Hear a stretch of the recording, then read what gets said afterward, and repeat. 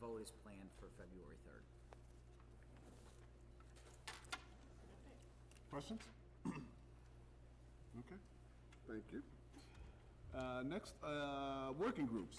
So I sent out a couple of emails. I did hear back from a few folks about either they're fine with where they are now with the working group that they're on, and you can see the working groups on the screen in the membership.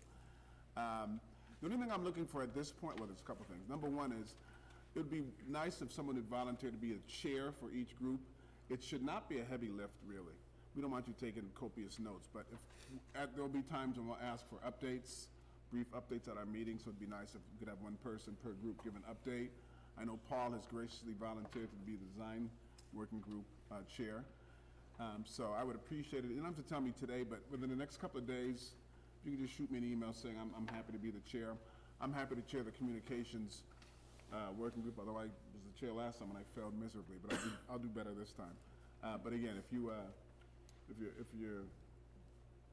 willing to be the chair, I'd appreciate it. Just send me an email the next couple of days. Did you all get a copy of the charge of the working groups? Any questions about the charge or charges? Did not get a copy. You didn't? Okay, I'll make sure I'll get you a copy. Any questions on anything, any of that? And, in terms of, frequency of meetings, we'll leave that to the respective working groups. I would hope that if there's a reason to meet at least monthly, I'm going to send an email out to the communications group because there's a couple of things that we need to start thinking about. One is there's a video that is going to be done in-house, and so we've already had a couple of meetings on it, and I'm going to get our communications group up to speed with how that's going. And then we also got to get the word out about what we're doing. So I'll be in touch shortly about some things that the communications working group can be working on. Okay. Hey, Yes, sure. this is, I should have mentioned this about the schedule, but I'll plug it into the working group meeting. We're starting to look forward. Right now, this group has meetings scheduled through June, and we're going to now start plotting the meetings. I know that last summer that you didn't meet, but we will need to get your input this summer, so we're going to continue to plot out at least a minimum of one building committee a month through the end of this year, as you have already, kind of trying to make sure they don't overlap with council meetings to the maximum extent possible. And Megan, I know you have I think you have conflicts with the next two meetings for that very reason. So we're trying to avoid that. But I think just to everybody to know, we'll figure out the dates and send them out and get them in your calendars. So the other thing is, and I think we're going to see how this goes tonight, the design team has a ton of content to present. And I think there's a very good chance this meeting is going to run past 8 o'clock. We'll do our best, but I think we're also going to look for the next few meetings at lengthening the meeting in order to get through the content without rushing. So. Any questions? All right. Thank you. I'm going to hand it over to Brooke. Okay, thank you. Good evening, everyone. We have a lot of content tonight. The good news is that the design working group did preview some of this content, and they can chime in as necessary to help you with the content here as we move along. We're going to tell you where we are with the evaluation of existing conditions. We're going to talk a little bit about the building usable area. So what's the area really left to build? And we think we have another way to describe that a little better than last time. We have Vinod here to talk about traffic. We did do we're just going to give you an update. We had Hazmat come in and other consultants, so we have a list of that. We're going to talk about the space summary for the first time, really cohesively. Go through the preliminary evaluation of alternatives. We have surveys and departmental surveys. I think the important thing, especially with number 3, the alternatives discussion, is that we don't need to make a decision on an option during PDP, which is this phase that ends at the end of February. This phase is to uncover alternatives, but not to make a decision. So don't feel like stressed about the fact that you need to make a decision. We're just trying to uncover what the benefits and challenges are of each option, ultimately what the phasing might look like, how it may impact the existing building, and the cost associated, rough cost associated with those. So I'm gonna start this presentation with that, so nobody panics on this. So this is the existing building, and I'm not gonna go through all of these slides in detail because you've seen them before. What we tried to do is to create a determination of acreage associated with various parts of the site. So this is the electrical easement, and we looked at where the power lines are, and that's 9.3 acres. So we built on this information that most of you've seen before. We may have formatted it slightly different, but the final result of this information is on this slide. And what we're trying to say is, yes, you have a site of 61.6 acres. Seems really big, right? But when you take away the exclusions, which are on this list, that means the area that you don't have to build the building, you end up with 16.7 acres. So for example, we tried to give a little letter associated with the location. So you can use some of the ledge, you can blast, and we may do that in an option, but that really steep ledge that's on the west side at the back of the building, located where A is, that's not a buildable area. The part of the existing school, which we have to keep on the site, isn't a buildable area. The Horace Mann Field, we could build on the field, but about 2.4 acres is not usable. So you can see what we did here, that whole swath, which is noted as D, where to the south of the power lines, you're not gonna put a building there. So what we're trying to say is when you take away these major components from the 61.6 acres, we don't have a ton of acreage to work with. Does that make sense? I think this is a clearer way to do it. And it doesn't mean you can't build in some of those areas, you can, but it does take away from what we have to work with, and you'll see what that looks like when we look at the options. So, Could I just please. The design working group did review this in detail. We kind of beat this up and talked about it in our meeting.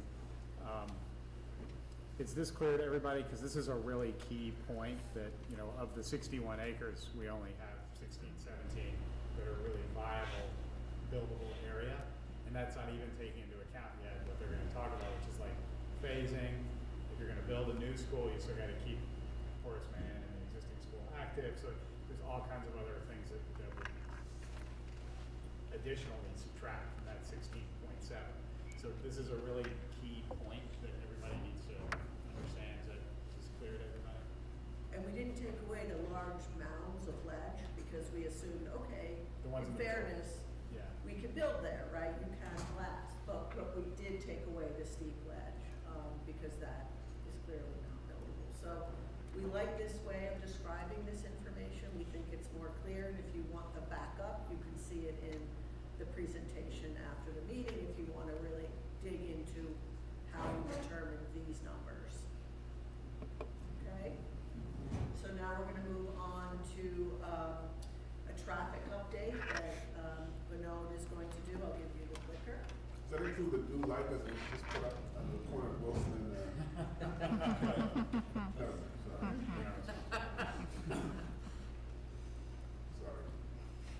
Hello, everyone. My name is Vinod Kalikiri. I'm a senior transportation planner, traffic engineer with VHB. I'm on the design team, assisting with essentially understanding the access, circulation, the transportation needs for this project. As we all know, you know, mobility is probably near and dear to everyone. We first need to get to the campus, circulate through the site, park, and then go into the building. And so there's always a concern about traffic. How do we get here? How do we leave? You know, are there hot spots, congestion in this area that is difficult to overcome, or what are the solutions and challenges? So while the overall team is focused on the site layout and the building and what goes into it, transportation analysis usually goes well outside of that. You know, we do look at the on-site circulation and the traffic flow, but quite often we go well outside of the limits of the site to understand how people get to the site, or how they leave, and what issues they face as they come and leave this area. And not just by car, but, the bus transportation, the students that walk to the site, the students who may bike to the site. So we got to look at all modes of transportation, and then also take into account what else is being planned. I know I've done a lot of work in Salem over the years, currently actively working on some other projects, and there's a lot of work going on with multimodal mobility, like a bicycle network that's being planned in this area. And we want to make sure that everything that we do is integrated into this overall plan that we are developing for the site. So my plan for today is just to give you a little bit of an intro to snapshots of some of the data that we have collected to help inform the process, the design, the site layout, some of the key findings, some of the challenges and the opportunities, and some initial thoughts on how we could better configure the on-site circulation. Eventually, at some point, we'll keep going out of the campus into a much larger detail and understand how we can knit all of this into the fabric of the transportation system that serves this part of Salem. So quickly to touch on, as I mentioned, again, we did a lot of data collection on the campus as we came to this point for this meeting, and that's why Brooke had invited me to present some of the information. Some of the existing conditions that we've noted, we had people out here working with Z and trying to understand how this campus works, how the Horace Mann campus works. We had people out on the campus observing traffic flow, pickup and drop-off operations. We had a vendor out here doing traffic counts, like how many cars come in and leave the site, what times of the day. So some of the key things we noted, for example, is that primarily this campus has a one-way circulation, and that poses a lot of challenges in terms of mobility through the campus. Like essentially the red line that you see here, that's sort of, I would call it as the main spine road that goes through it. And at any point of that red line, a car that passes that point, there's no way for that vehicle to turn around, right? So you just have to keep following that red line. In fact, if you need to park on the campus and if you get past this point, really the only way to do that is to go out onto Wilson Street and then come back into the campus. And that adds to the congestion. Obviously, everyone coming here and leaving are familiar drivers and they know where they're going. But there's still a lot of inefficiencies that are built into the system and the circulation that exists today that causes, because of the one-way pattern. So that's the red line. And a lot of these yellow arrows that you see, those are the side movements, like either the Horace Mann movements or the access behind the high school.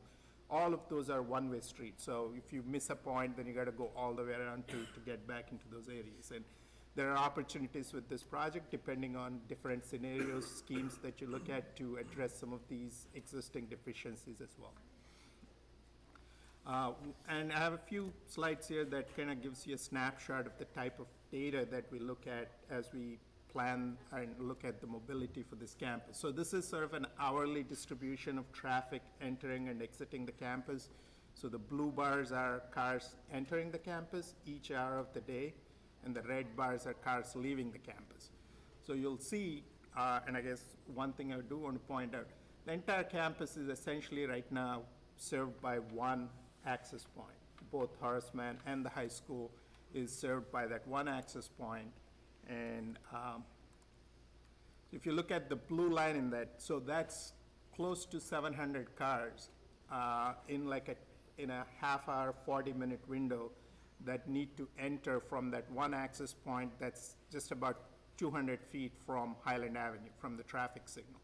So you can imagine the amount of friction and congestion that could be caused by that much traffic entering at a single point.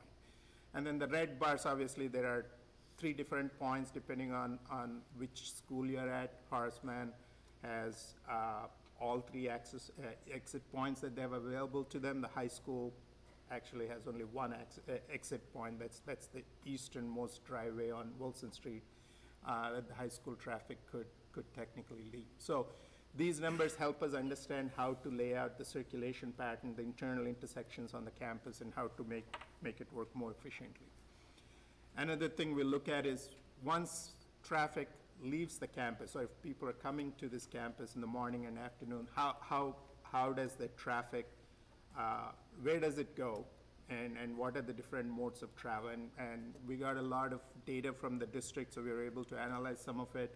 So you'll see that generally about 45 to 55% of the traffic, so it's generally evenly split east and west on Wilson Street. So there's not a heavy percentage coming from Highland Ave and a smaller percentage coming from Jefferson. It's actually, close to half and half, depending on which hour you're looking at.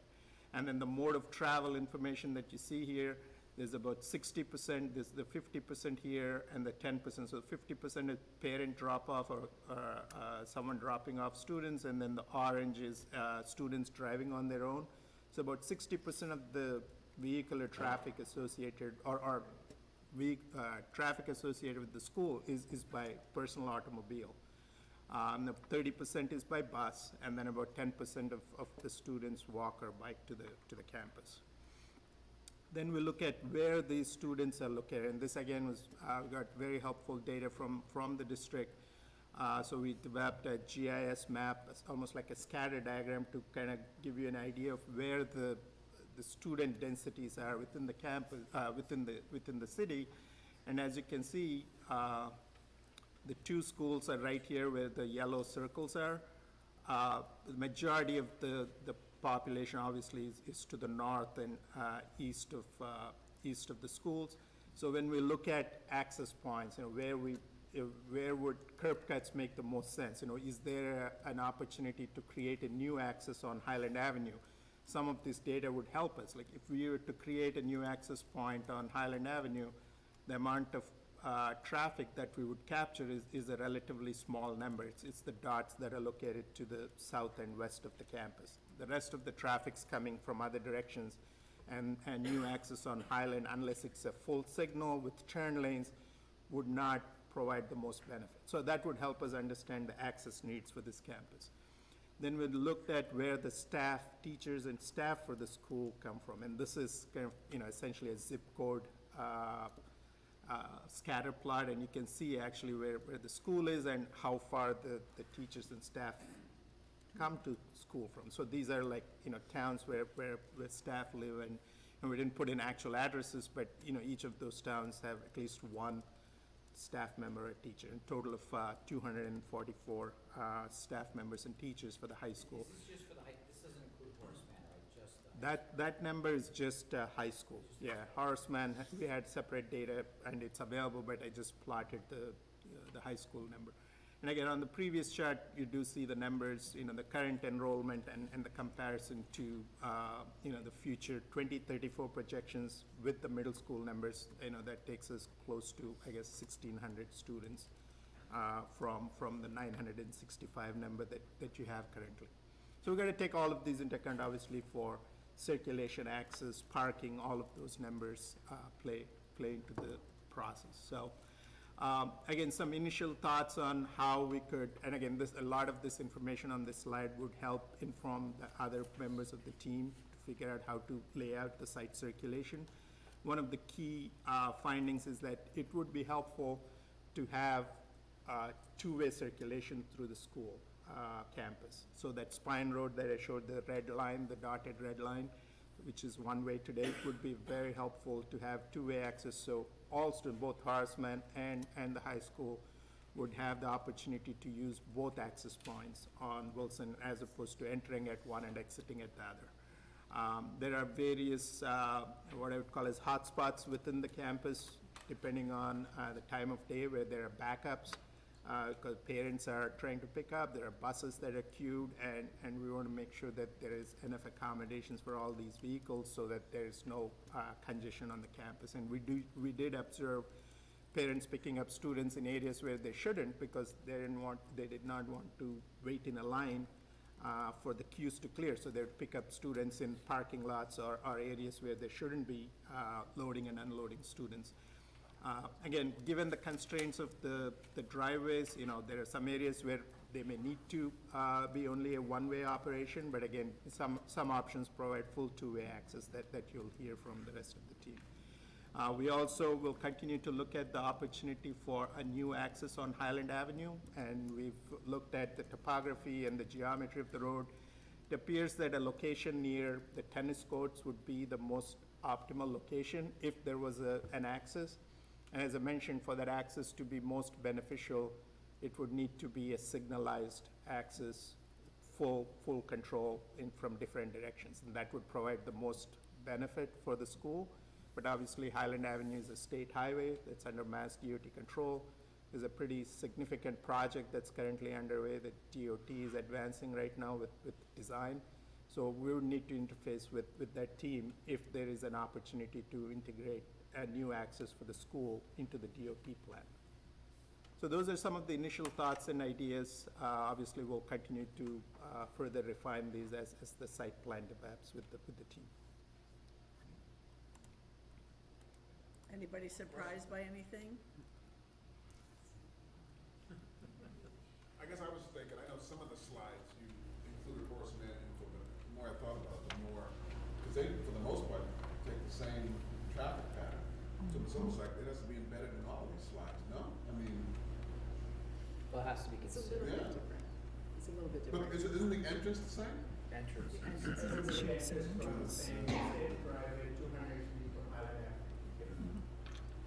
And as it relates to that, there's good data plots of where everybody lives and whatnot. Not everybody goes home right after school, so they may go somewhere else. So maybe that Highland Ave option, if you just look at the plot, it doesn't seem to support that, but perhaps that should be considered. Right. So we did also look at, in addition to the scatter plot of where students live, we also looked at the driveway traffic counts. So if you can actually tell how many people are turning right into the driveway and how many people are turning left into the driveway, and that's that 45 to 55%. So you do actually have, it's not 50-50, but it's relatively close. So you don't have like an 80% traffic coming from Highland and 20% from Jefferson. There is a 45, 55, or close to half and half split in the two directions, as it stands today. Yes? Might be getting ahead of myself, but in terms of would it make sense to have a separate space for the buses to come through? It's coming soon. Or it's going to slide in? Okay. Right. Yes, from a transportation planning and safety perspective, it's always good to separate out Yes. automobiles, personal vehicles from buses. It's something that I always try to accommodate within the design. So as you'll see in some of the schemes, there are some solutions that address that better and some that integrate the two. So there's always a balance between drop-off pickup needs and other circulation and building related. Yeah, I know that's one of our biggest issues right now is the buses get stuck here. Right, yeah, if you use the same access, I agree. So sometimes you try to create that separation, maybe there is a bypass lane for buses to avoid the backup in the queues, and then they have a different location to drop off and pick up from the parent pickup. So, yeah.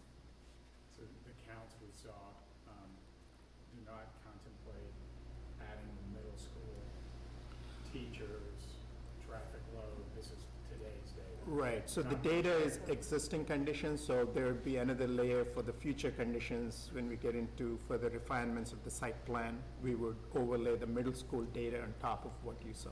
Yep. Are we still looking at possibly the right turn in, right turn out of Highland without a signal? Right, so again, yeah, so if signalized access on Highland Avenue is not something that can happen, let's say Mass DOT is not supportive of creating another signalized intersection on Highland, we'll be looking at the potential for a right-in, right-out, which doesn't need a signal.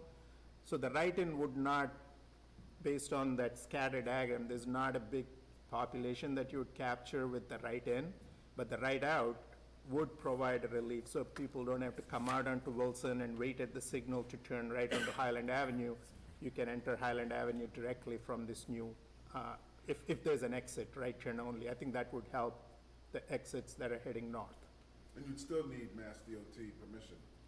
Yeah, anything that you would do on Highland Avenue, including sidewalk modifications, moving the fence within their right-of-way, everything requires a permit from MassDOT. Yes.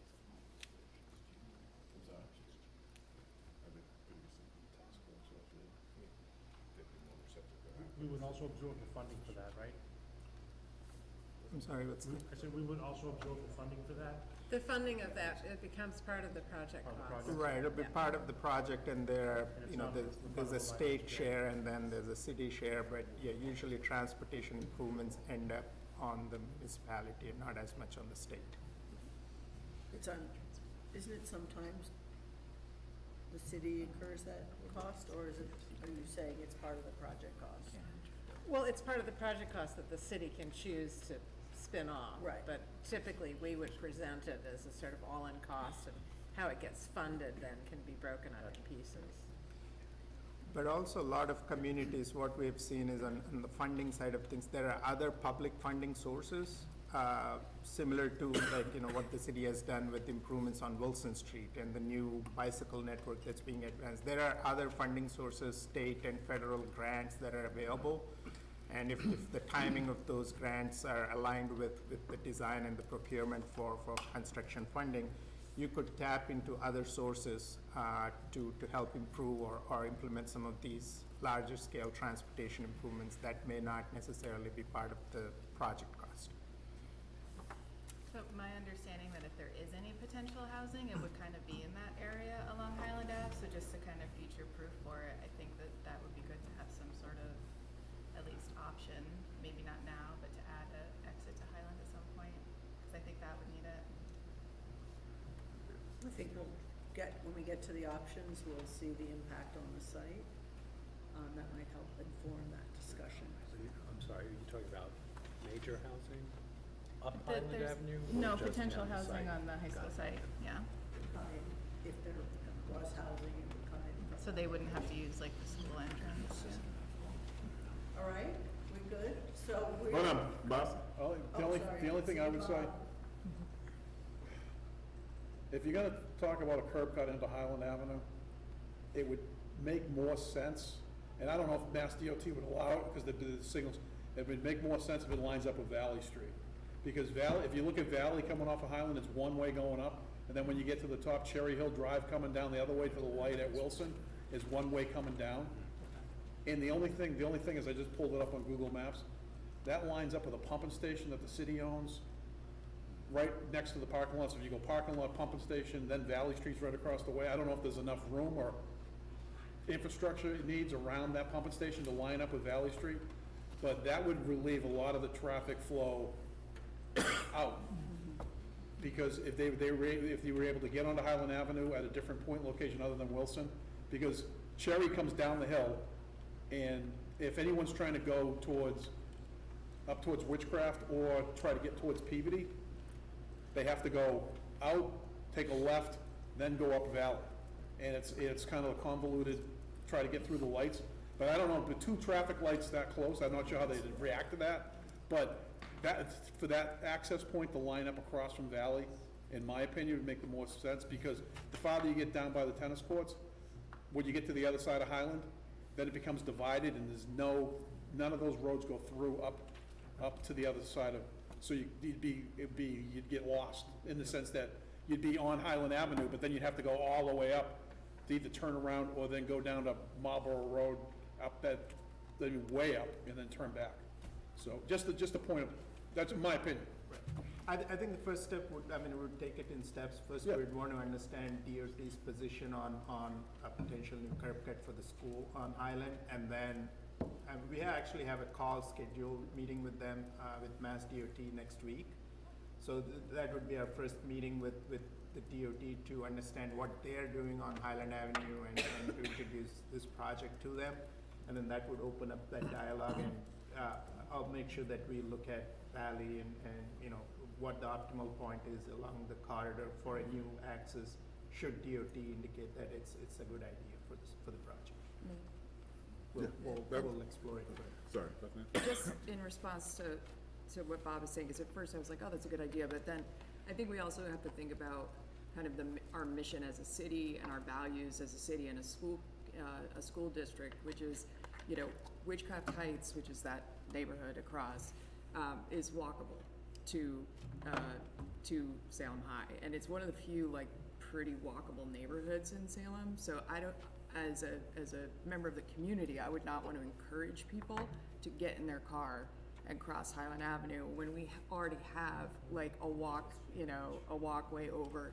So I think just keeping those values in mind, I think we're trying really hard as a city. I mean, Meg can speak to this obviously better than I can, but as a city to kind of encourage people to bike, to walk, and to get out of their cars. So I wouldn't want as a part of this project to be encouraging more cars on the road.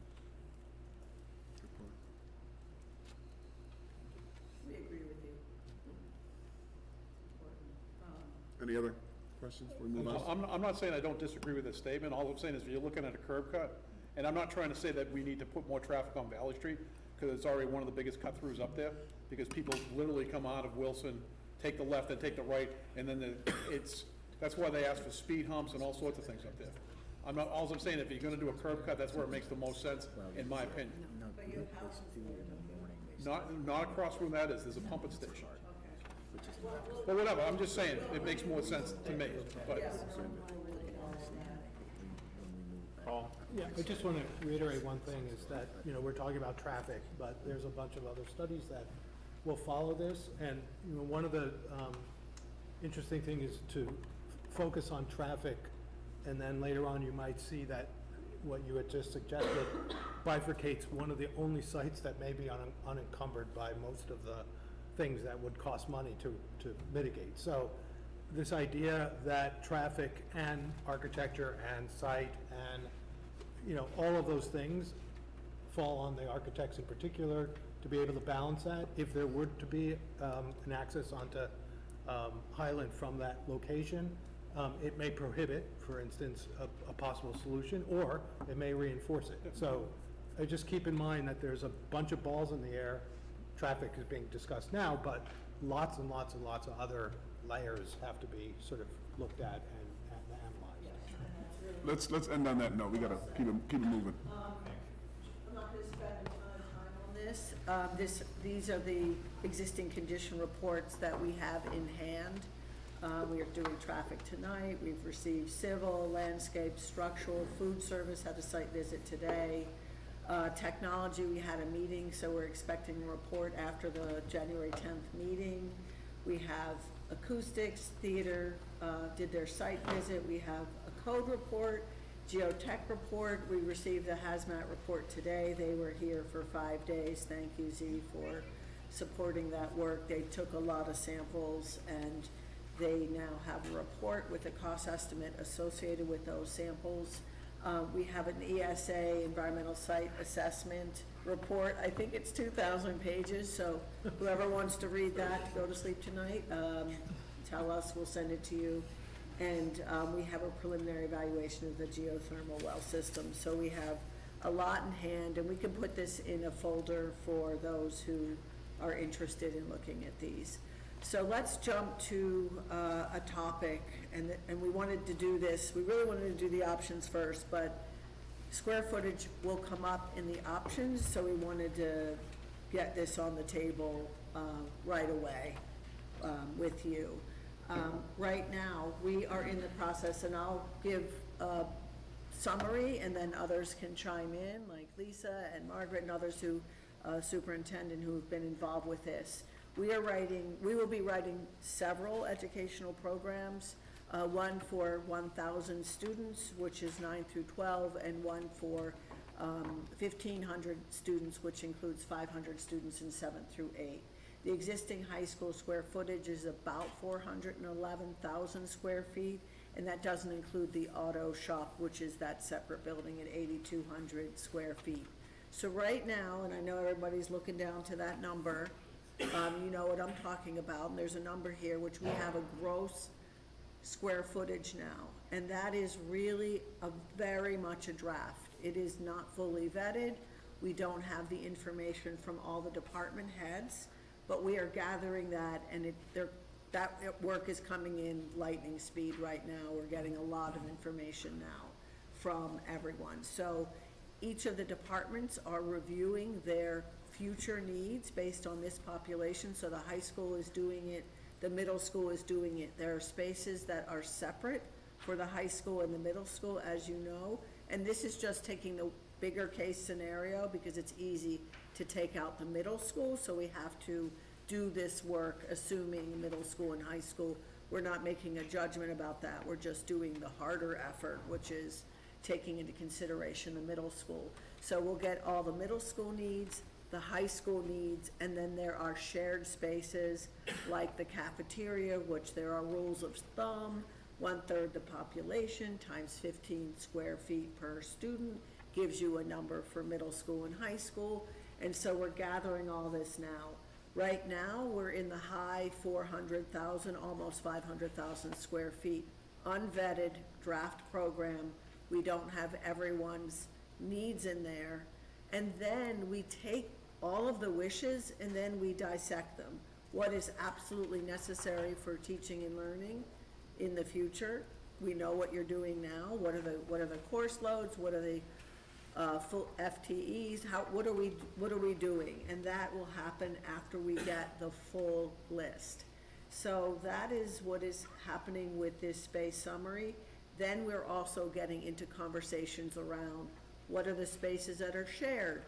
Do we want, let's say, one media center for middle school and high school, or do we want 2 separate media centers because we know the allocation of the square footages? So those are the conversations we're having. We're being aspirational, but we're also being conservative about space needs.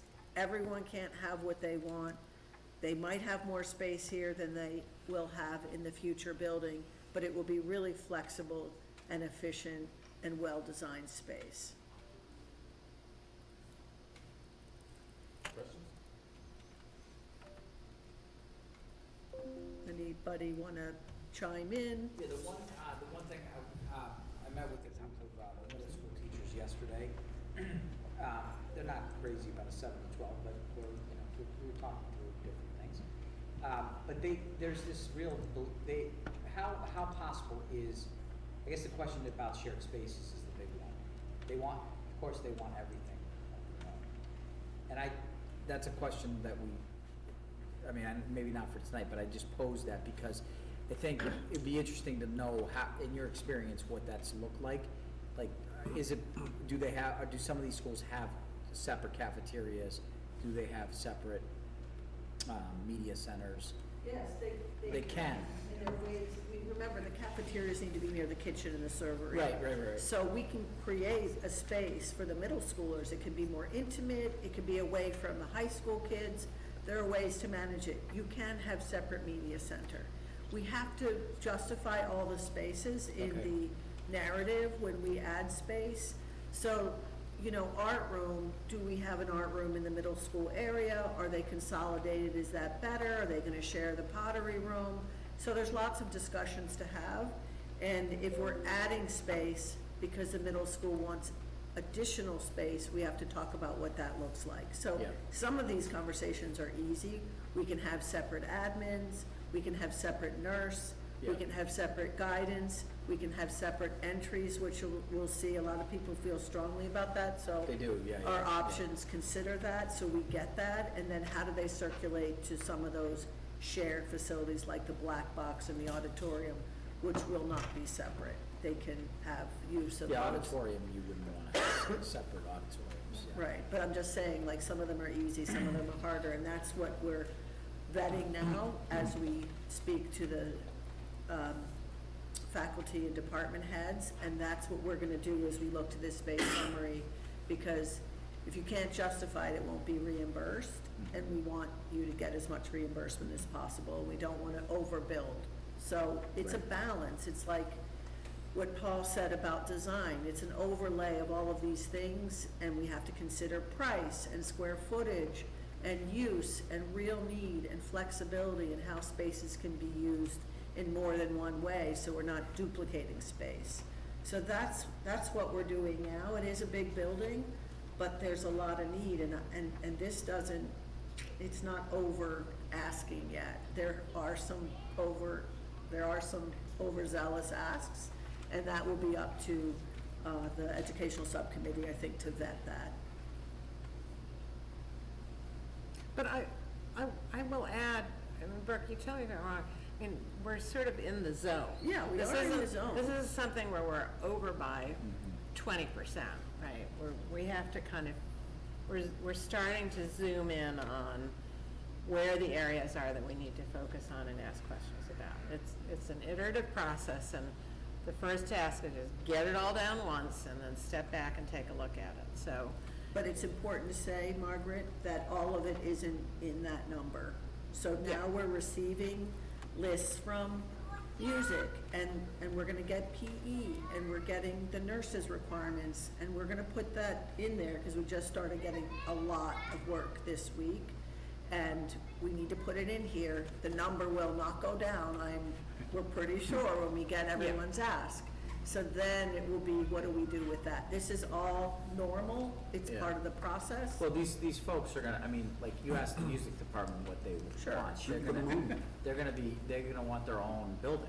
Right, and we're So- gonna put the ask in here, and another thing that we're doing, which, thank you, whoever, I think it was you who went through our plans. We have plans now with all the room names and Yep. square footages. Who did it? Z gets the, All right, well, the whoever sort of gets credit, most thank you. valuable player award for the committee. So what you're gonna see in this space summary next week, you're gonna see all the existing spaces compared to what we're proposing.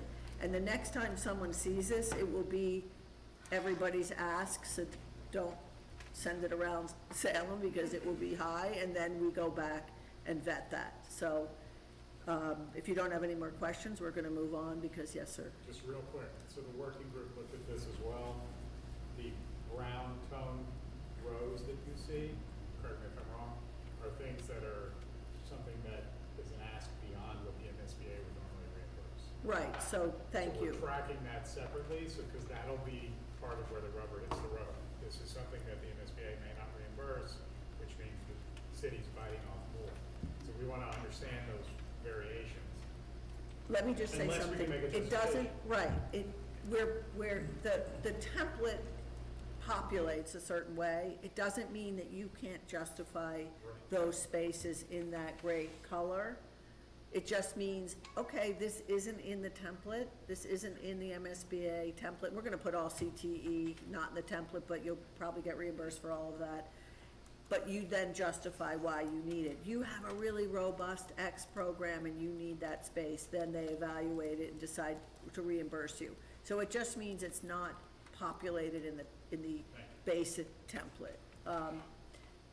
So, yes, please. The, of which one? Belmont is like 440,000 or 60, 440 or 60. But Belmont doesn't have CTE. No CTE, and CTE, I think, is about 100, over 100,000 net square feet. So remember the rule, who remembers that rule about net to gross? Here's my pop quiz. It's on the screen. Yeah. We got a magnifying glass, so you can see it. Who's up to spoil my fun? 1.3. So if it's 100,000 square feet at 50,000 square feet, that's 150,000 for CTE, if that's the number. So everything gets bigger. All those numbers get 50% bigger. So just remember that, and then there's money associated with that. Okay, now we're gonna get to the fun, and we got to it pretty quickly. And The traffic was fun, too. traffic was really fun. Yes. So, we're gonna, whoops, sorry, I got ahead of myself. So Patrick's gonna go through a lot of these, I'll chime in when necessary, but we're gonna try to stay at a high level because there's a lot to uncover. Just remember, our job in the PDP is to look at renovation only, renovation, addition, and new construction. It also requires us to do code only, which is what does it cost just to upgrade the building, which you'll see would be a lot of money, and that's mostly seen in the cost estimate and those narratives. So these are the options we're gonna go over. There's a lot. Every option has a letter. If you wanna write down, in your notes, I would definitely take some notes, because I think the best way to do this is to go through all of them. What do you think? Yes. Okay, so here we go. All right. So we're gonna go over the renovation only first, and what you'll see on all of these site planning diagrams are that we really focused on the 7 through 12 first, mostly because it's a harder problem to solve on the site. As we know, it wants to have its own entries, maybe its own drop-off sequences. It's a bigger building, so it takes up more site area potentially. So we focused on that first, and then we have strategies for how we kind of reduce the size of the building. Most of the schemes that you're gonna see here are contemplating 4-story buildings. There's one that I'll point out that looks at a 5-story building, but most of them are looking at a 4-story building. And that's because we know that the site area to build practically is fairly limited on the site. So we'll jump in. For each scheme first, just to orient you, Highland Avenue is up there in the upper left, Wilson on the right. So these are not oriented maybe the way you would think kind of as you approach the site. They're oriented with north up, so that we can kind of always understand where daylight's gonna come from and get accustomed to looking at the plans that way. On the left-hand side, you're gonna see what we call a phasing diagram. So it's a rough idea on how you might change the site over time to accommodate this design. So to start off, the renovation-only scheme assumes that you only work within the building footprint. You renovate everything, and you see here that it's a 9 through 12 scheme. We don't have a 7 through 12 scheme that's a renovate only because the existing building square footage doesn't accommodate the full program for a 7 through 12. So there's only one renovation-only scheme, And I and the would site is essentially as is. I would only say we would work with, you might consider working with the existing 411,000, even if it's a little more for 9 through 12, we'd say, okay, make the program work for that, right? Make sense? Right. Yeah. So we haven't dug into changes in circulation that happen on this portion of the site yet, but obviously there are changes that you can make to the street drop-off network that would include traffic, and you'd want to build that into pricing this baseline scheme. So for each one of these as well, so that when we send these out after the meeting, you'll have kind of some bullets of strengths and challenges that come with each one of the schemes. And we won't go through all of them here, but we'll hit the kind of highlights. You know, keeping the existing building means a lower embodied carbon footprint for the project. There's a lot of carbon wrapped up in the structure of this building. If we build a new building, we're essentially putting embodied carbon into the steel structure, the new materials, and we're demolishing this building. So it means that the new construction schemes, while they might be more energy efficient, they start at a deficit because they have all that embodied carbon kind of in the new construction. And as we go through the energy modeling process for a few of these schemes, we'll start to actually tease that out by the numbers so that you can see how much of a penalty that really is as we compare them. So in the future, you'll see cost, you'll see operational cost, you'll see a rough order of magnitude for embodied carbon associated with each one of the schemes. Moving on to 7 through 12, renovation minor addition. So this is looking at just where we can add a small portion of the building, not make major changes to the building, but add enough to accommodate the full 7 through 12 program. And what you can see here is that we've added, let's see, 85,000 or so in this area here, in this area here, and we've extended the entry. And the concept really is that you come in at a central point and immediately move into either the high school or the middle school, or move past to shared elements like media center, cafeteria. And what we're thinking in this scheme is that The middle school might have its own drop-off. So there might be a common entry for events and things like that, but you could utilize the existing area where Arts has a terrace on the backside of the building. It's actually a pretty gracious kind of open entry space. It would need upgrades to make it more accessible. But we could allow that essentially by changing the flow of traffic on the site to create a drop-off sequence specific for the middle school, so that they're separate for the majority of the day. They only come together for common uses.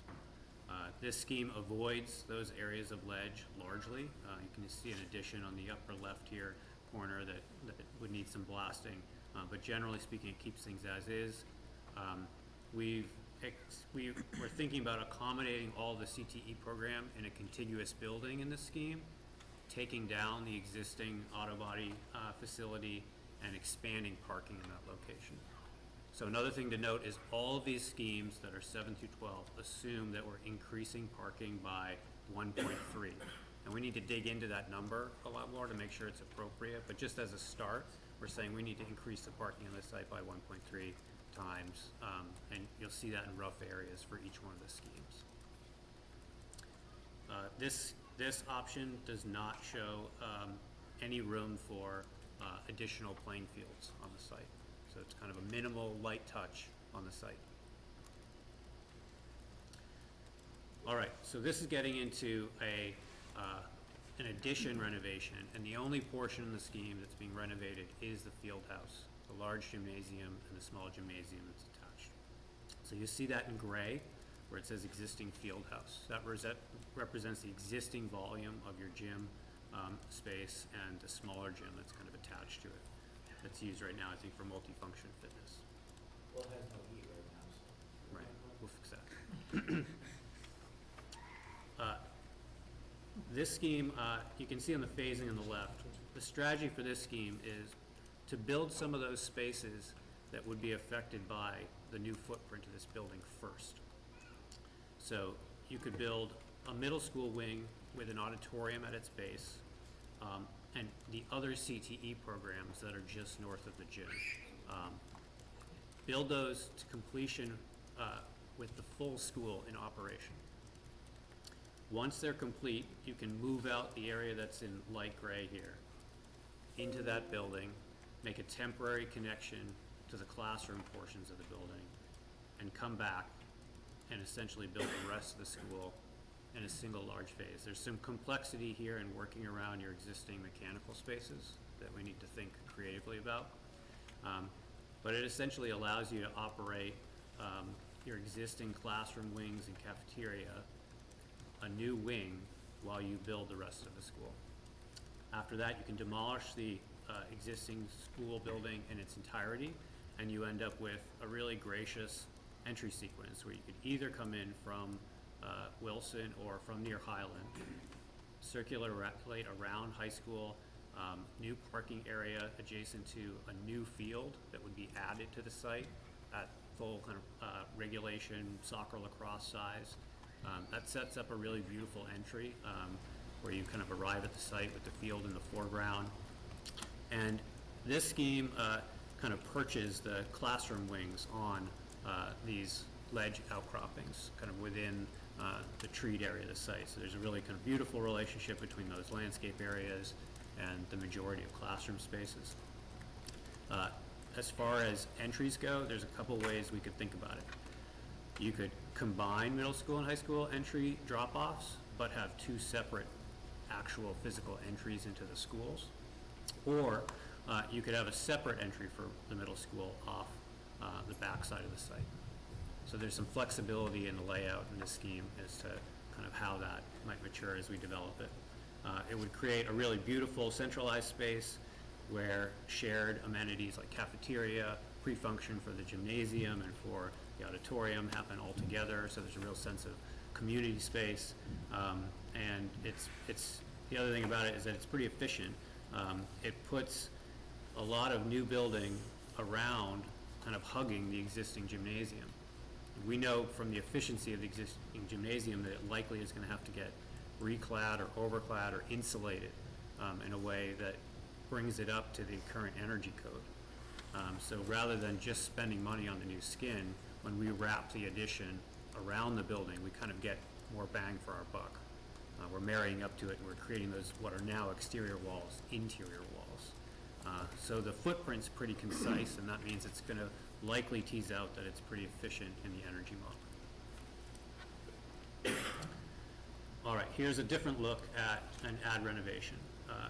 This scheme says, what if we bite off the cost of blasting the large mound that's directly out in front of the school and put the bulk of the high school project in that location on the site?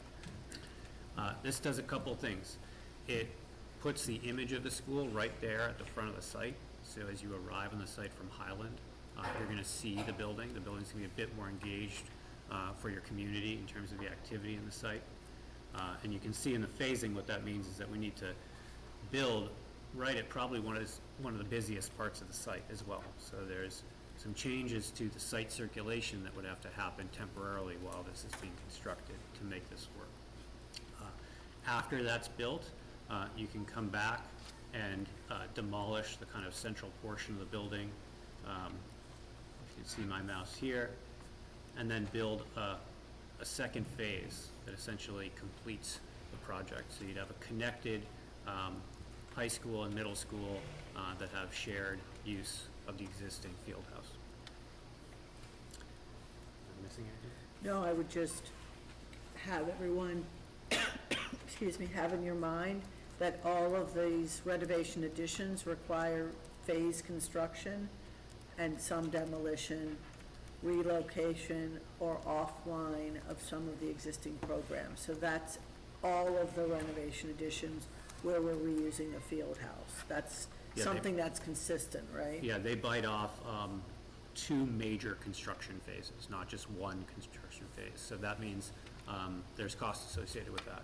It means that general conditions for the contractor are extended out a longer period. It also means that you're mobilizing trades to complete a building, and then you're bringing them all back to complete a second phase, and obviously there's efficiency lost in that. So, And some possible program right. implications. That's what we did in Belmont. We built the high school, moved them into the high school, demoed, build the middle school, move them into the middle school. But it takes longer. Yep.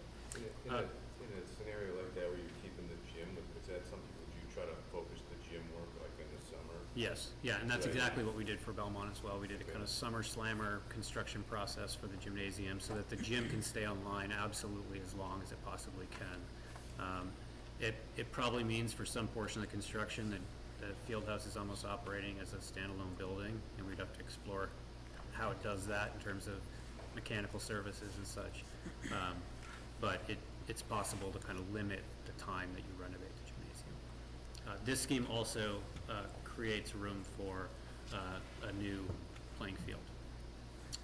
Again, roughly in the same position and near the drop. That yellow zone in that scheme, as in all the other schemes, is like an interior.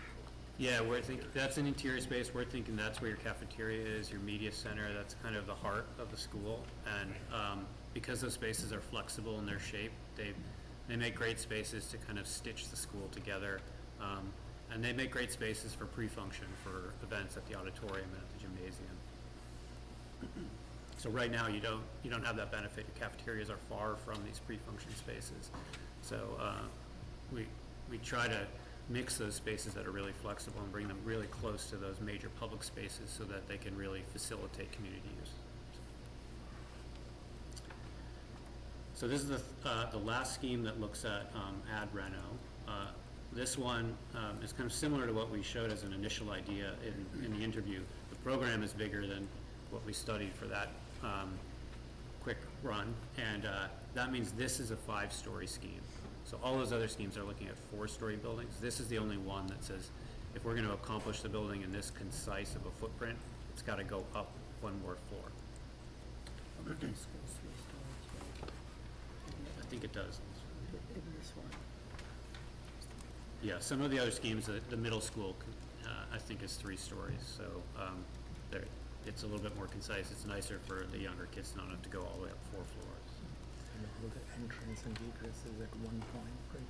Yeah, so this one, because it's building in a very concise footprint, you can see it's not touching any of the ledge on the site. Essentially, it's building on the flattest portion of the site, which is the existing Horseman Field, which could get relocated, and then it could add a new field on the front.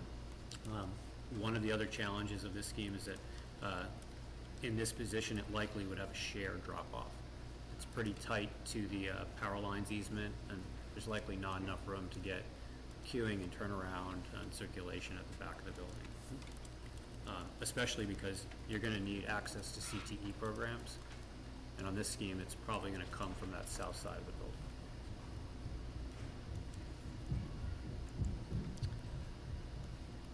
All right, so this is a different take now. We're starting to look at new build scenarios. These are scenarios where you don't reuse your existing field house and gymnasium. And you'll see that the schemes we looked at are all kind of tucked into this northern side of the site. Not because we're ignoring the conversation about housing, but because that's one of the only areas that you can build without substantially interrupting the existing school's operation.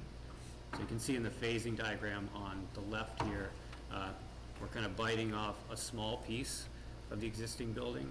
And we think if you work towards efficient use of this building, you may be able to consolidate spaces, become a bit more compact, and build this scheme all at once. Not two major construction phases, but just one major building construction phase. There's also an alternative for this scheme where you could just build the shared space in the high school wing, shown in red, keep the school completely in operation, move everybody out, then come back and build the middle school wing as a separate phase. But as we said, there's going to be costs associated with that. This scheme, you can also see, it's because the construction is kind of tucked into a corner of the site, it gets a lot of visibility from Highland Avenue. So you're going to see the school from Highland Avenue, which has a benefit definitely for the kind of life of the school within the community. By doing that, it also is very efficient in terms of parking, and you can see we're actually getting 1.5 new fields in this site layout. So you're gaining some space that might be outdoor space for the middle school or a practice field. It's also contiguous playing field space. So if you think about running a soccer tournament or something, you could turn your field sideways and chop it up differently kind of over the course of the summer. So it gives you the benefit of kind of building in the corner is that you get more contiguous site space to kind of carve up in the way you want. I would just add that we assumed not 12,000 square feet for a gym in the new construction, but 17, which is typical of what we've been doing on these larger buildings that require more athletic space. As Patrick said earlier, what we'll be doing is evaluating the general condition extension and the phasing against building new and maybe building a bigger field house. That's part of what this exercise is we're doing. We're exploring these options, and ultimately cost, location, circulation, fields, program, adjacencies will all be factored in as you develop and come to later on a preferred option. Let's see, we studied some variations on this scheme. You know, if we were more compact and wrapped the program around and stacked, really integrated the CT on multiple levels of the school. We also studied the option here that you might separate the drop-offs and have middle school have its own drop-off loop. And you could have that coexist with the major parking areas if we stagger the start times of the school, essentially. So the drop-off for middle school happens, then students come and park, that becomes the parks for the high school afterwards. So we want to start thinking about this not just in terms of phasing in terms of time, but also over the course of the life of the day, what's the best way to kind of create a pedestrian-friendly, gracious, student-focused environment that isn't all about cars, and think really about how we stagger start and stop times to best use the roadway portion of the site. It's really easy to solve the vehicular piece, but end up paving the majority of the site. We want to try to be smart about it, so we're paving as little as we can.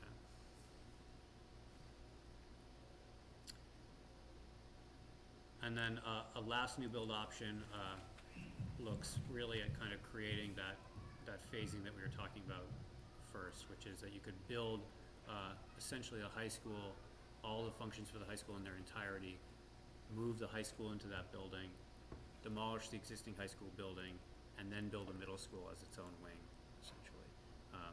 And do it in such a way that all the public spaces kind of stitch together in the end for those shared uses that we discussed.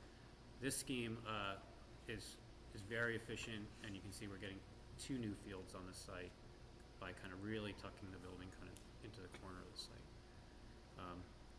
There were a couple of options that we discussed in the working group that we think are worth taking a look at. One is building completely new at the front of the site and just understanding what the impacts are for that. It definitely would be a scheme that separates the building from the existing field house, but it's probably worth studying just to understand what are the impacts if we bite off again the cost of taking out that ledge, but build essentially a very dense kind of 4 or 5 story school at the front of the building. And that, I think that's it. Yeah.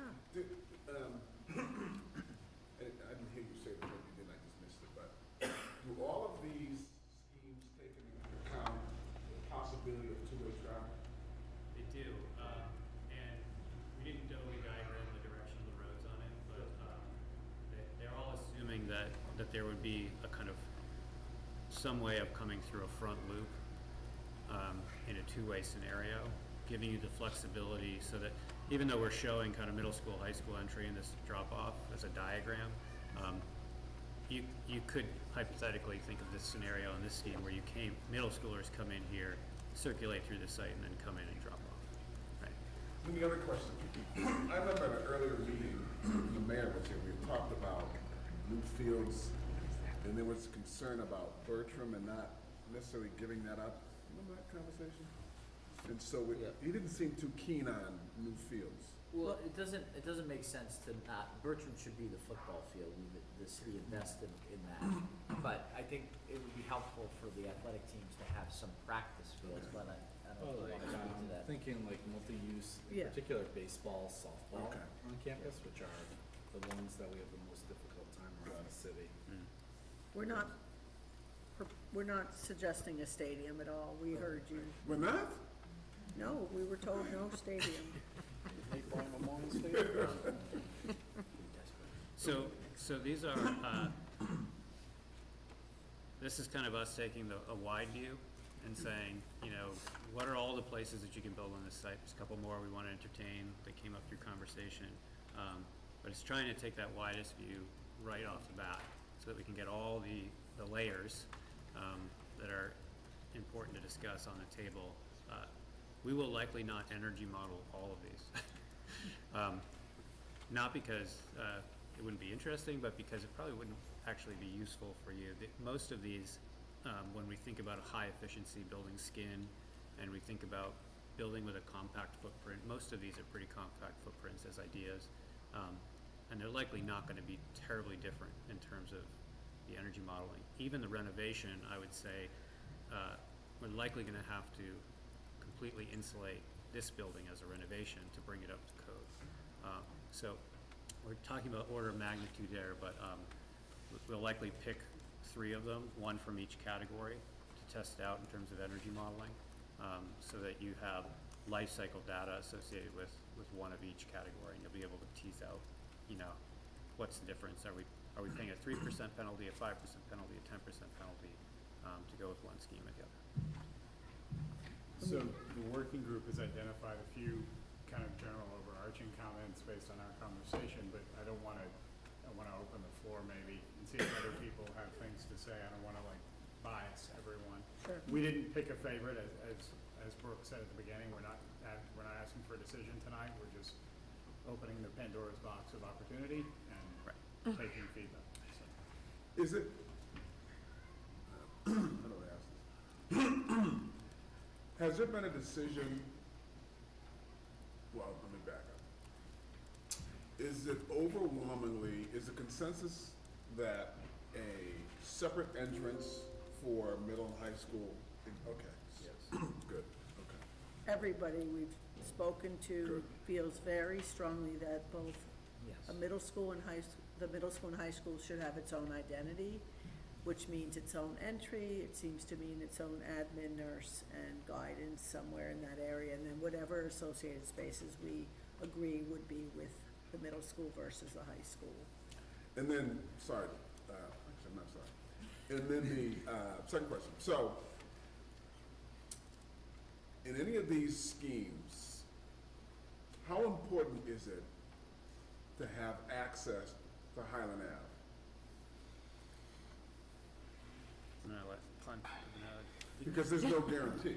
Didn't you show separate bus entrance on one or something? Yeah, So, yeah, there are a few, I mean, topographically, there'd be certain limitations, or where the building sits might affect whether or not you can actually get a fully functional access onto Highland. So there are some, a couple of scenarios that I know you'll see a dot and a line going out, like, for example, scheme D. I guess I'm asking from the standpoint of if Mass DOT says no, then it's like, well, Yeah.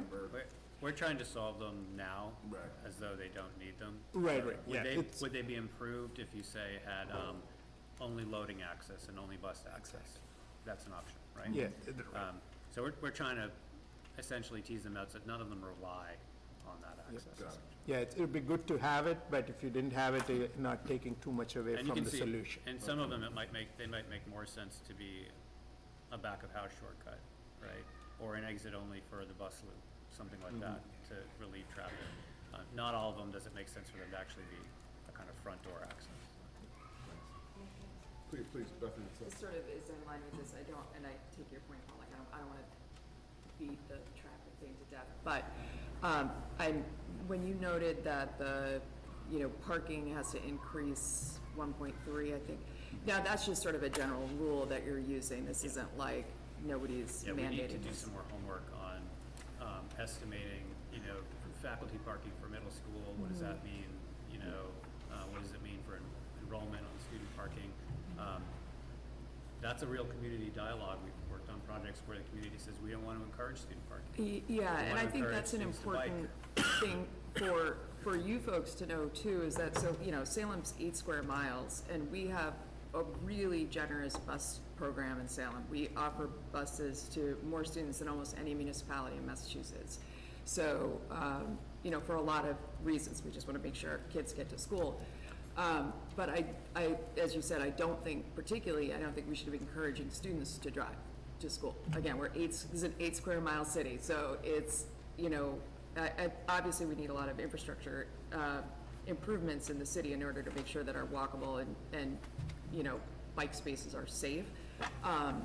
But again, I want to keep that in mind, that, we don't want to, It's not a we decision we will need make. spaces, excuse me? It's not a decision we're gonna make. Yeah, that's why I think Yeah. it's just good for you to have that context about kind of how we operate as a district. So, like, my daughter has a bus and she begs me every single day to drive her to school. Right. And the answer is no. So, but just keeping that in mind, that we really do have a very generous program.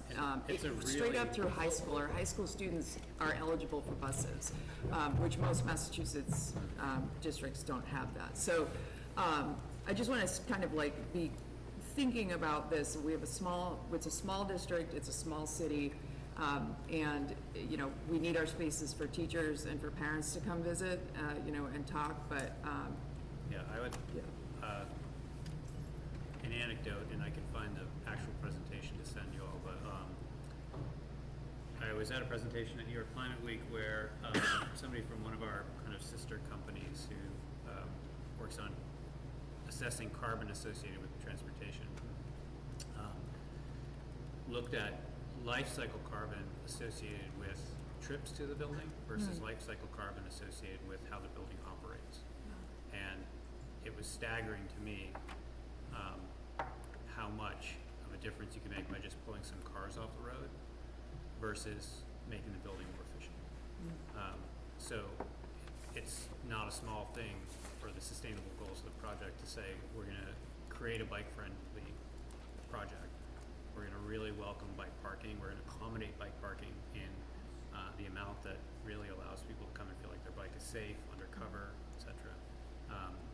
And really try to think about the parking dynamic in that way, the vehicular dynamic that way, not just thinking about intersections. Before you keep going, is anyone, can most of you stay a little bit later than 8? This is really important, I don't wanna cut it short. Everybody good? Okay. So it's a really important conversation to keep having and to kind of come to consensus on as a community. You'll see in these schemes, we try to distribute parking for that reason. Because when you think about, say, this scheme on the screen, when you distribute parking, you can easily think about, as that debate happens over the course of the development of the project, this might become a playing field Right. instead of a parking lot, right? As you right-size parking. That's exactly where my brain is. So, yeah, right, the approach to parking, I would say, I think in big picture is to see what the status quo is, right, for the high school, what the middle school adds to it if you layer, staff and teachers from the middle school to be added to this campus. And then we'll find ways, just as how you're looking at the efficiencies inside the building, we'd have to look at ways to reduce parking as well, maybe incentivize other modes of transportation, bicycle, walking, just as you said, it's a more compact city, so there are opportunities to change the mode of travel by incentivizing certain modes. I don't know if this is can I ask a question? Of course you can. Just in terms of, we haven't really talked about this, but we eventually will, and it affects the site, is how much of the central services will continue to be in this building? Because we do, Z has all his toys here, but, we'd have to think about, like, space for that. I don't know how much that's factored into this design It's at all. not, I mean, It's right not. now, we asked IT for what they need in terms of, are they servicing a lot of things outside in the whole district? What kind of storage do you have? I mean, you have buses on site. Well, that's why I'm thinking about, like, the trucks. We're hoping to get rid of all the buses, but the trucks. Yeah, the Yeah, I fleet. mean, that's real, and we need to know that. Yeah. So part of what we're doing now is gathering all the needs. The worst thing that can happen to us is to find out later that we're missing something that you need, and then we've already priced this thing, we have an estimate, you've signed off on it, and oops, we don't have that. So we don't have outside storage in this. It's really, I don't know how much is in the template, it's pretty small. We don't have your truck storage, we don't have that, and maybe that's a separate little area of building, but we need to know everything that's going in this building. We just cannot do good work without knowing that. Yeah, worse is when we find out Later. Yeah. Too late. construction and, then Home Depot sheds and trailers and. But it's also, We've gotten them to put the Home Depot, we've talked them out of the Home Depot. it's just connected to, like, the site. I mean, that's a big there are vehicles that would have to be parked here. We need to know every Right. vehicle and what the size is and all those things. I just want to make note that the existing 435 spaces, that includes both of those parking spaces on the north side, and one of them may be partly used by Horace Mann, so That we is need correct. It to does- get that right. It does not include the Horace Mann parking on Not in the Wilson. front, no. Right, it's Not just in the those two. front. But that The Horseman does use the parking. The one close to. It Yeah. assumes, I think this assumes that both of those little lozenge, around the red, orange part, both of that's high school. We might have done the count that way, so we need to know if you consider both of those high school or that right one, east side, part of Horace Mann. Yeah, one other thing that I failed to mention on all the schemes is that on all of them, we're looking at keeping the building in close proximity to at least one field. Anticipating that that's where your geo-exchange well field might go. So, that stuff doesn't want to be really far away from the building, it's most efficient when it's close. So you'll see in all these schemes, we love a beautiful field out in front of the front door, but we also really need a field close to the building to be efficient in that way. So Nate mentioned a theme, what I would call a theme of, like, middle and high school separate entries, and everybody nodded yes, and so that is gonna go in the meeting minutes, I'm sure, as this is a must-have. Are there other things you all heard as a group tonight from the team at Perkins and Will and VHB that are themes out of these schemes that are like, yeah, that's a really good idea, or I never want to see that again? You know, like, are there things you heard tonight that we can amplify? Seems like the drop-off for middle high school, I don't know how it works now, but that seems like a pretty big thing. A driver. Right, and so pun intended. I would think that would carry some weight in terms of the direction you're going, yes? Yeah, I don't know if we may have shown a few of the new schemes that didn't articulate a completely separate drop-off. They might have had separate entries, but not a separate drop-off. But I think it's solvable in some of those too. Like even this scheme, you can imagine having a drop-off to the middle school from the south side. So I think we're hearing that that's really important. There are some schemes where we're showing a kind of combined idea of a front door that you still might have separate entries. And so it's one image to the school, but as soon as you come under a canopy, you're off into separate controlled entries that have their own admin exploring them. And that might be something that's attractive in that then in the after-school hours, there's still one main entry for the school. People know where to go. There's kind of common identity for the school, for the community, for events. So that's something to continue to think about. How separate do you want them? Do you want separate for drop-off? Or do you always want them separate, right? Yeah, I do think it's important to have separate entrances for middle and high school, but there are also, the idea, we have a lot of issues with this building, and for evening events and activities is separating, shutting down the school. We have a lot of problems at the middle school too with that. So is there almost gonna be a third entrance where people wouldn't be able, they could access the community spaces, like the gyms, Yeah. the auditorium? So just for the sake of argument, this one that's on the screen right now, one idea would be, you see the high school in red, it has its own identity. Yeah. Right? It could drop off right at a front door off of the main loop. It could Yeah. also drop off on the kind of backside of the boomerang here.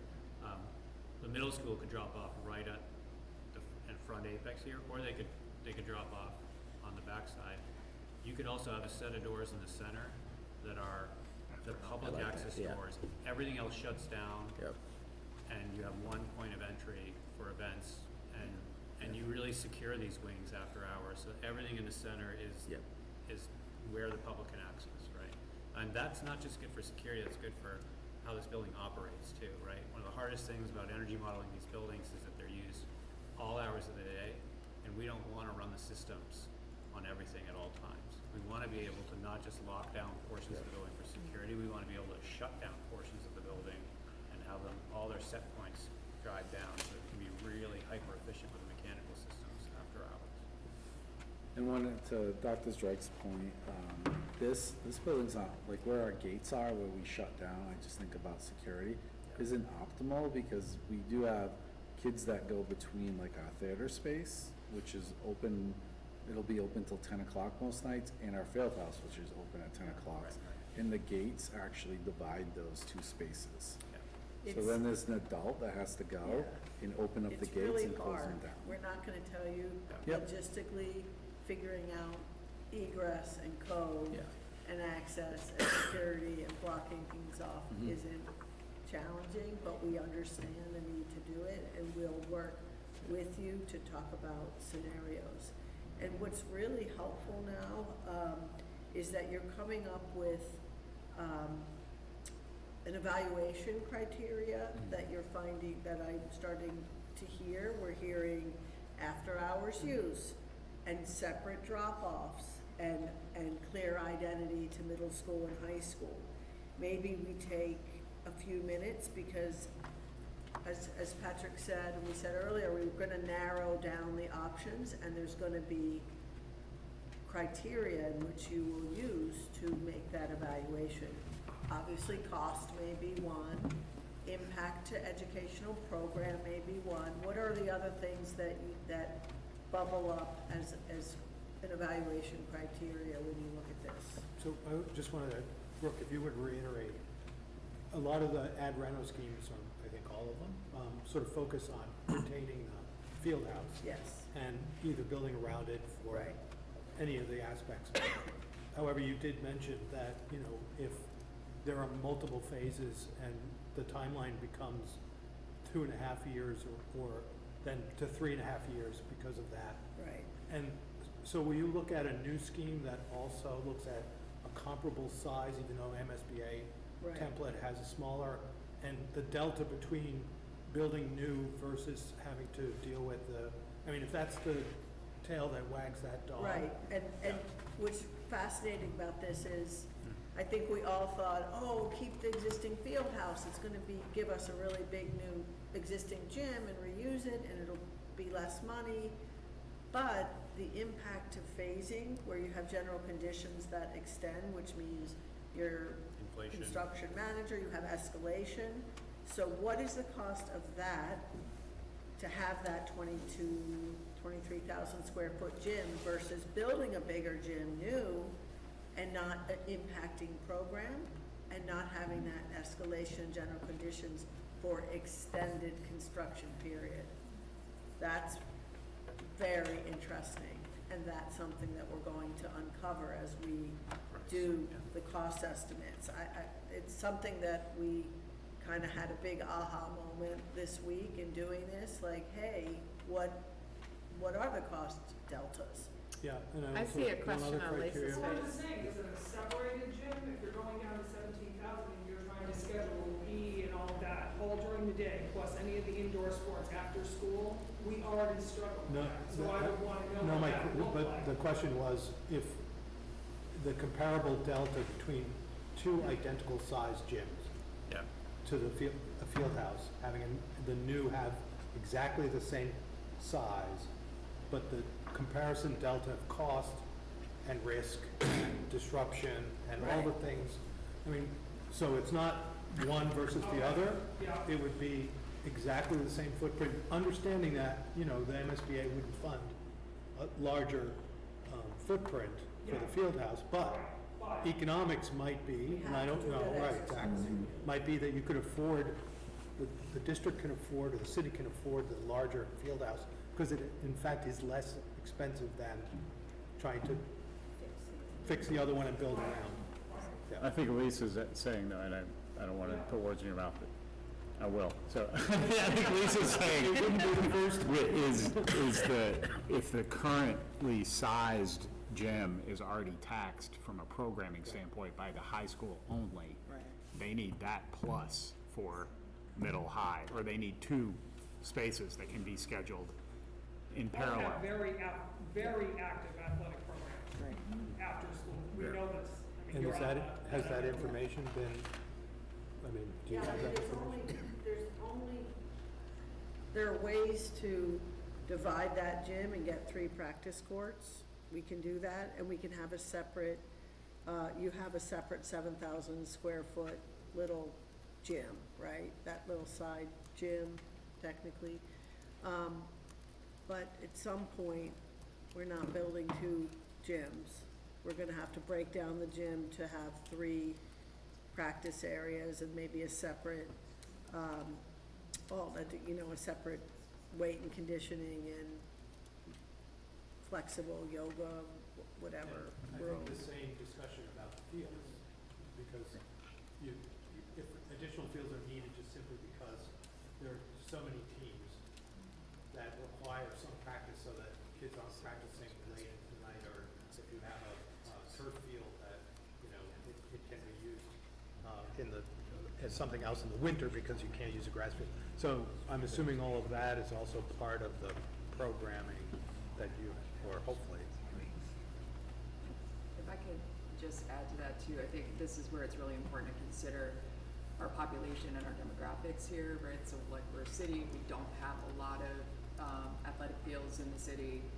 We just don't have that kind of, we don't even have access to the ones that we have, right? So we don't have the ability to put our kids, we've got fields over at on Marlborough Road, we don't have access to that stuff. And when I'm thinking about our populations, like we have a lot of kids at the margins who really benefit from athletic participation. And so just really thinking about who our kids are, like we don't want to be fighting, you know, obviously athletics is secondary to everything else, but it's really important for the mental and physical health of our kids, and we don't want them to be seventh graders be competing with juniors for basketball space or volleyball space. We've done a great job of getting our, like, a really diverse population of kids to play those two sports in the wintertime when they don't have a lot of outside time.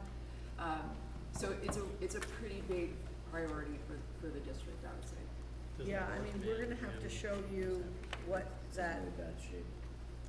we'll have to show you what that gym field house looks like. I think the reality is you won't get more than 3 practice courts, maybe 3 full-size volleyball courts in that. And that's just, I mean, we're just putting it out there because I don't know if there's another way. It's only gonna be so big. I don't know how many are in here now, but, so it's something that is gonna have to be addressed no matter what the option is, it seems like. So other districts who have pretty robust, I mean, the MSBA template, as you mentioned, is quite a small. 12,000 square yeah, feet, it's so- tiny. But so I'm assuming some other high schools have pretty robust criteria as we do. So do they opt to build above and beyond the Yeah. MSBA? Yep, So stone it's pretty line, common, yeah, yes. Very common. very common. I mean, there's a couple things that we just know don't fit in the template. The stage is too small. We tell you to do a bigger stage. The gym is too small. I mean, there's certain things that just don't work. Plenty of things do work. But then again, we need to know what you're doing, because if we use this as an example, of the kitchen and servery, you're probably not doing this, but if we had a district making meals for the elementary schools, and they needed a bigger kitchen, and then they cut it out in the programming, and now everybody's upset because it's too small. So we just need to know, like, Z, what you're doing, what IT needs, what are the wraparound services that we're talking about, clothing and food and health, and what those look like. So it's all in that template for you then to look at it and then see what you can pare down. So hold on for 1 second. So because we have 2 presentations. We've got an educational program update and finance working group, and I wanna make sure they get their time. So I'm wondering, do we press pause on this, but think of Rick's question, like what are the must-haves? And then let the 2 groups give their updates, then come back to this, or do you wanna just keep going and then let them give their updates after the fact? I mean, I think you could finish up, and maybe you all have a shared Google and you put in the top 12, 10. I like, what did you call the criteria, like decision? Yeah, the making evaluation criteria, Evaluation like, it's gonna bubble up to the top, right? These, I mean, 1, 2, 3, I already have But you 6 could of them send it here. Send it to the chair of the design working group over there, send you comments. To my So personal email, what's the- should I? So another just so we're all clear, what's the question that we will be answering?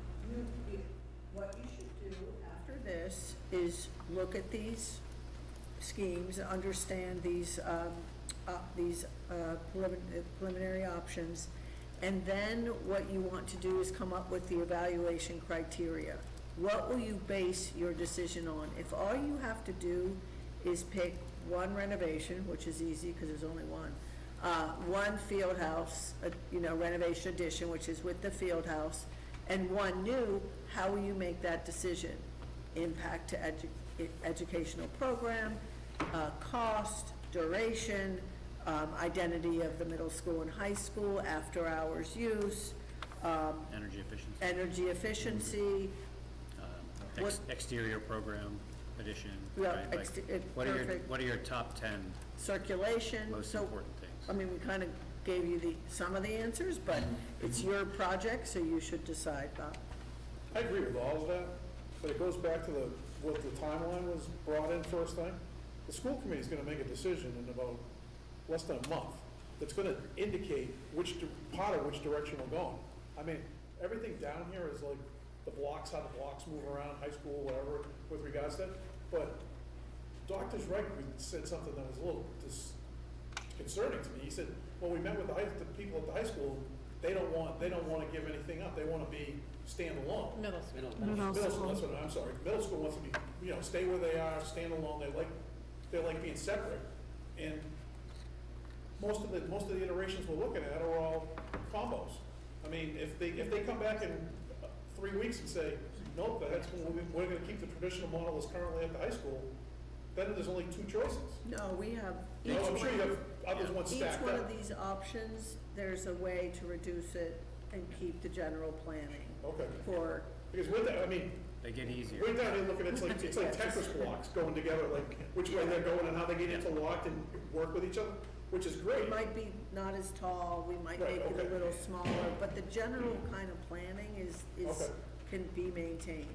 So, So I mean, I think a must-have, and it's been discussed from even before you got on, even before the OPM got on, was this idea that if the high school is such an energy hog that it's consuming a huge amount of the city's budget, that the sustainability and the resiliency of the building is, I mean, I think that's paramount. I mean, it would be irresponsible for anybody to build a high school, middle school, or Absolutely. a high school without either making it net zero or net zero ready, or at least net zero positive might be a stretch, but whatever the case may be, for the community and the community for the next 50, 100 years, to have to burden, a cost of energy and operating costs, seems unconscionable. So I think we all agree that is an evaluation criterion, and if a configuration is going to succeed on that level, then it will rise to the top as an option, I think. Yeah. We're gonna stop right there with that. Yep. But before you do though, this is really an important conversation. So if we do have, again, evaluate what you think is important, can we send it to your way? Yeah, I think, yes, it would be fine, unless you want to be the repository of no, I think it 30 should go, emails. it should go to you from the committee. I can do that. You could have a shared Google Doc, you could list the things that we talked about tonight and have people add and edit and rank, or So I maybe think people Yeah, rank it. To make Can I it just- reasonable. Yeah, I want to recognize Anthony, because he's thinking the same thing we I are. don't think it can be a shared Google can't, Doc okay. because we're a public committee and we Okay. cannot deliberate. It can be a outside. collection of information, So I will it can't be a collect- discussion. I can collect, if that is the way to do it, I can collect it. But I would say it has to be 5 criteria. To try to come up with 10 criteria, if you get 5 from 30, you're gonna get enough criteria to sort of vet through, what you It's up need. to you. It's totally your, No, we often find too, Great, that 5, it's- if people If listed 5. everyone says then- 5, I'm yeah. sure there will be overlap. And if you We'll wanna get add to 6, we'll get to do a that. top 10 or whatever. All right, so So five somehow you- somehow five of you your need to must-haves to Paul. we would also not encourage you to end up scoring these, Yeah. because Right. No, each no, one no, of those we're not criteria are gonna have a different weight. Just It's list them. more We're gonna give Rick means the closing to that comments on this topic, and then we're gonna move on to Dr. Reich and that program. So I think the general perception of the working group, and you guys correct me if I'm wrong on the design side, is we started with 16.7 acres, and then any of those schemes have a half million square feet, sorry, 500,000 square feet, 1.3 times the parking, and the consideration of phasing layered on top of that. Even if it's a new build, you're building that and you're keeping the school, and then you're tearing the school down and putting back the parking and an additional playing field as a practice field or one or more. The site is incredibly constrained. The if you keep 61 the whole building, acres- there's less acreage. Come again? If you keep the whole building, there's less acreage. Yes, and so I think it's incredibly constrained to load any other program on it. That is the opinion of the working group. But I know there are other forces at play, but that is our opinion that we're sharing with the committee at large. Duly noted. Steve and Lisa. Well, the ed plan, we've been working with Kim Carter, who's a consultant, and we have now a small working group of district folks. We'll be working with Lisa, Kim, Margaret, and you guys to finalize the ed plan. I've been told that the space summary drives the ed plan. And so, we've already, Lisa's already begun to put, we have, you know, a preliminary draft, but we have a representative from the middle school, representative from the high school, and we have a couple of district, mostly academics folks who kind of are 7 to 12, middle and high school. And so, we will be meeting every Friday, starting next Friday, for an hour to check in about the plan. And I guess at some point at the end of February, we have to produce that plan to, I think, this committee and to the school committee. We're on our way. And then Steve, you want to say a word about the surveys? Oh, yes, thank you. The surveys, we sent out a survey to educators this afternoon with the deadline of February 1st. I was hoping to send out the caregiver tomorrow, but we were working on translation. We don't want to send it out until it's in Spanish and Portuguese, but it is complete in English, so our in-house person is working on it now. And then the student one, I got to check back with Erica, right? Yeah, because she did meet with students. Erica was great. She met with my student advisory group a few weeks ago to get feedback on the student survey. And I think there's a few edits that still need to be made on it. If you just want to give us the edits, we can approve it if you want us to. We'd rather not wait till February 3rd till we meet with them again, so. No, I think we need to get it out before Okay, then. so in your hands, give us the edits, we'll correct it. So we should do another pass of the student survey before, but it should go, I'd like it to go out no later than the beginning of next week. Okay, thank you.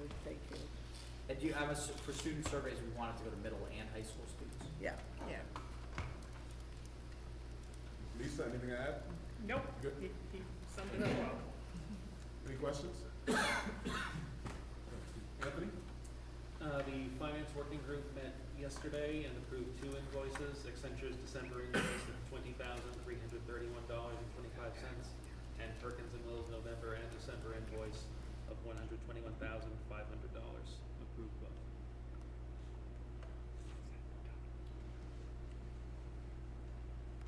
Any questions? Public comment, anything? We do have an opportunity for public comment. Back to you. Hearing none? I guess that's it. Any last minute final thoughts? So again, your must-haves to Paul, and I'm gonna send out once again the working group, charges and the working group members. And then, again, if you can get back to me the next couple of days with the chair, I'd appreciate it. I will share my contact with you, Margaret. Me and Deb, yeah. Motion to adjourn. So moved. Second? Thanks, everyone. Have a good night. Thank you. I'll see you in the morning.